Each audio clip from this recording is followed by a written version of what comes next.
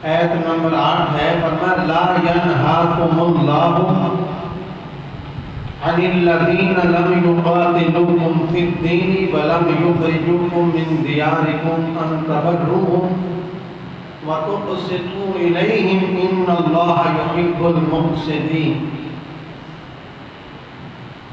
اللہ تعالیٰ تمہیں منع نہیں کرتا کہ جن لوگوں نے تم سے دین کے معاملے میں جنگ نہیں کی اور نہ انہوں نے تمہیں تمہارے گھروں سے نکالا کہ تم ان کے ساتھ احسان کرو اور ان کے ساتھ انصاف کا برتاؤ کرو، بے شک اللہ تعالیٰ انصاف کرنے والوں کو دوست رکھتا ہے۔ چاہے غیر مسلم ہیں، کافر ہیں، عیسائی ہیں، یہودی ہیں، وہ اگر تمہارے ساتھ دین کے معاملے میں جنگ نہیں کرتے، وطن کے معاملے میں جنگ نہیں کرتے، انہوں نے کبھی تمہیں گھروں سے نہیں نکالا،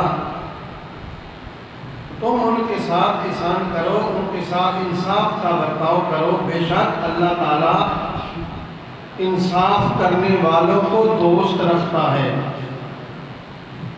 احترام انسانیت قرآن کی روشنی میں اسلام مکمل ضابطہ حیات ہے، اسلام دین رحمت ہے اور دین محبت بھی ہے۔ یہ کسی خاص زمانہ تک محدود نہیں بلکہ یہ تمام زمانوں اور قیامت تک کے لیے تمام انسانیت کا دین ہے۔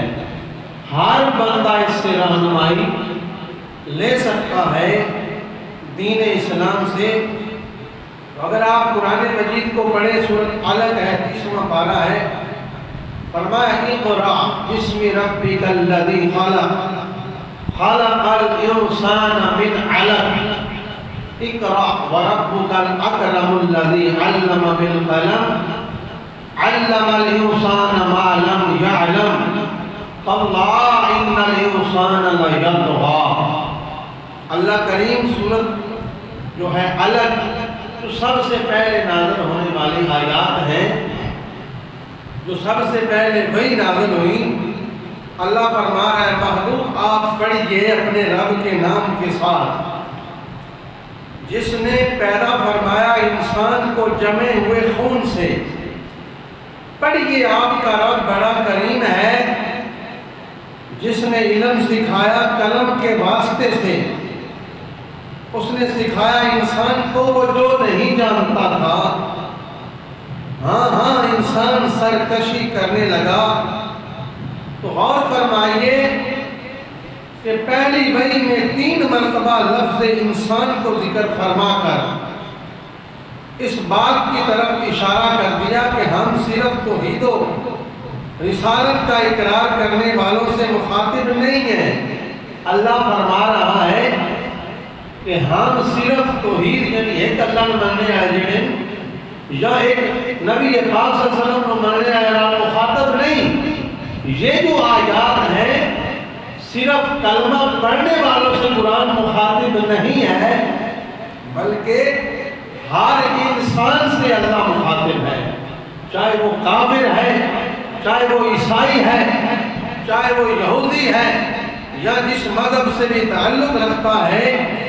اللہ فرما رہا ہے میں ہر انسان سے بات کر رہا ہوں، مخاطب ہوں، کلام کر رہا ہوں، بلکہ یہ قیامت تک آنے والے انسانیت سے خطاب ہے۔ جتنے قیامت تک پیدا ہوں گے یہ سب سے اللہ خطاب کر رہا ہے، سب سے اللہ تعالیٰ بات کر رہا ہے، سب سے اللہ کلام کر رہا ہے۔